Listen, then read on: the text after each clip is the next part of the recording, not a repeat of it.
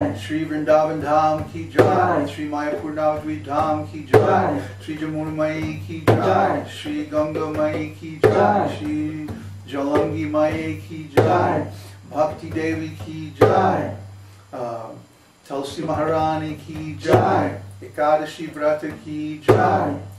Go Premanandi! All glories to the assembled devotees. Hare Krishna. All glories to the assembled devotees. Hare Krishna. All glories to the assembled devotees. Hare Krishna. All glories to Shri Guru Shri Ranga. All glories to Shri Prabhupada. Hare Guru. Namo Vishnu Padaya Krishna Prasad Vishnu Namaste Swami. Stay Saraswati Devi Guru Charani.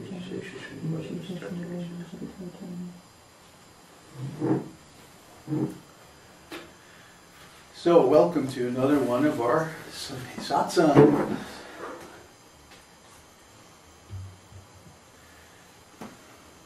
And I hope everybody's in good spirits today. We sure are. It's Ekadashi, and so we're fasting and all that. And I hope you are too.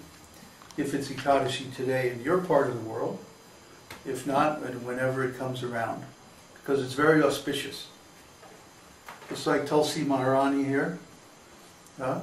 Tulsi is called the mother of devotion. And so is Ekadashi. Ekadashi is very important. And we should observe Ekadashi properly. No grains or beans.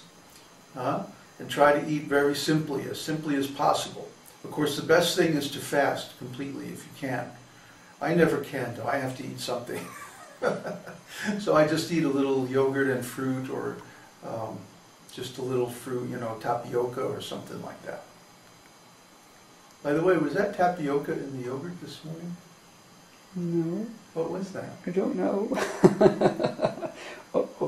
No, it's not tapioca. Oh, it was just little pieces of yogurt? Yeah.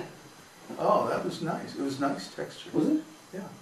Cool. However you've been making the yogurt lately, it's coming out really good. I don't know. We make our own yogurt because we get raw milk directly from the cows. And so every week when we go into town, we just get some starter yogurt, just some plain yogurt.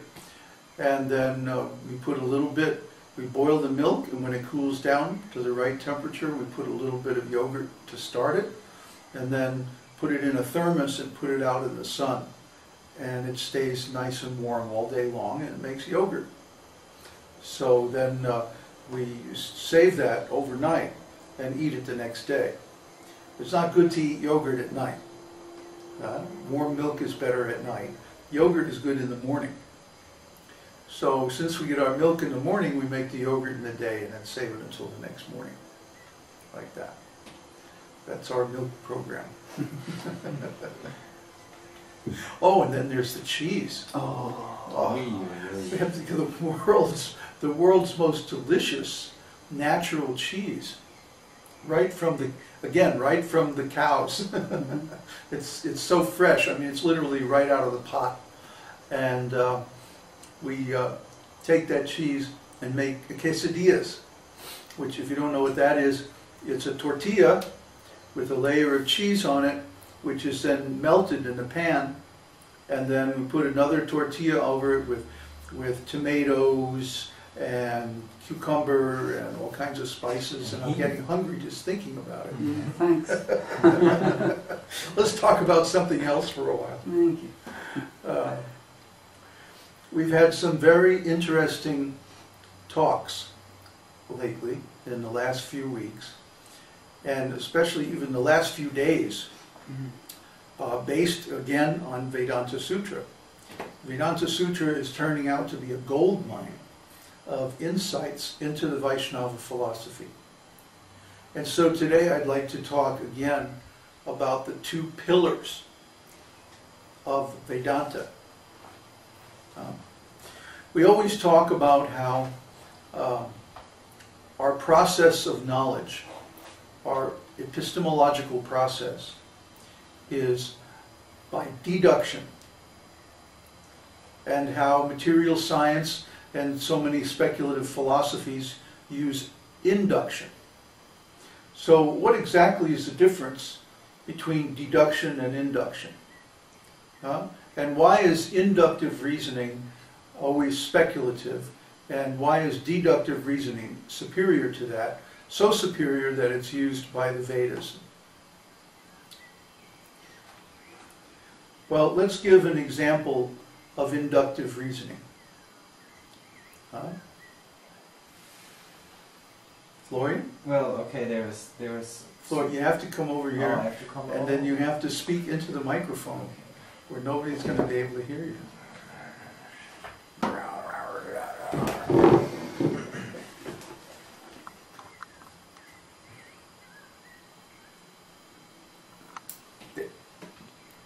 So a very simple example for inductive reasoning is there is smoke on that mountain over there, so there must be fire. We judge by our sense perception, and then we conclude, because of known facts or things that occur, often when we observe it, that there is some relation between the occurring fact and the hidden fact. Like if there is smoke, then there must be fire. There is induction. Oh. How do you know it's not just a large talcum powder spill? I don't know, and that's why induction is so faulty. Faulty. Faulty. Okay. Yeah. Okay. That's the whole thing. Yeah. There are many, many causes that could possibly cause any effect that we see in the world. We say where there's smoke, there's fire. But the smoke could be some kind of illusion. It could be a mirage. Sometimes in the desert, you look down the road and you see what looks like a big puddle of water, or even a lake crossing the road. But then when you get down there, there's no water at all. It's dry as a bone. And what's that? That's an optical illusion caused by refraction of very hot air hitting the cooler air. So it looks like a reflection, but it's actually a refraction. It's something else, in other words. These kind of illusions are very common. We talked about how people have 4 defects. And the first one is they're always in illusion. Why? Because they're in a material body. So the very first thing is we think we are this material body. And then we build so much of our identity and our thinking and reasoning off of that so-called fact. I am Mr. David Bruce Hughes. Or whoever. This body is named like that. But I, the living entity within the body, am a different entity completely from the body. What am I? I'm a spirit soul. I'm an emanation of Krishna's spiritual energy. But the body is just a machine made by Krishna's material energy. And if I wasn't here to animate this body, it wouldn't do anything.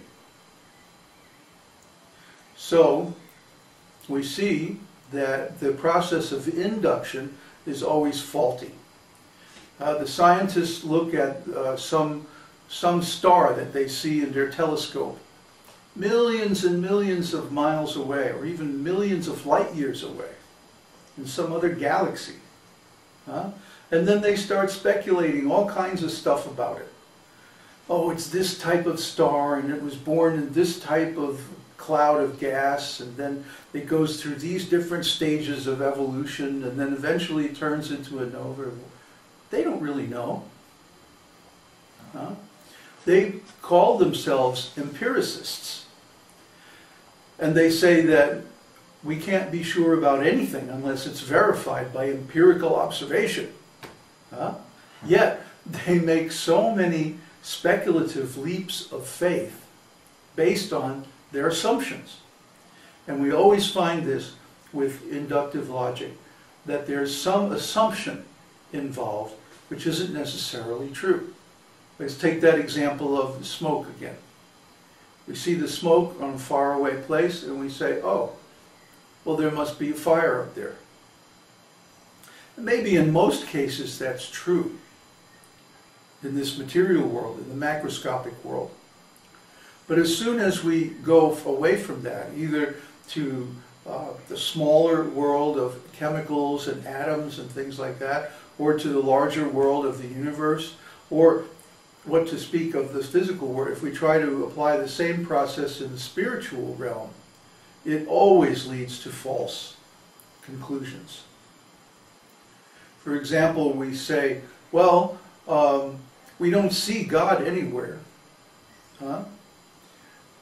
Therefore, God must not be a person. Or God must be absent. You see? We come to wrong conclusions because we're using the assumptions that work in this ordinary physical world to try to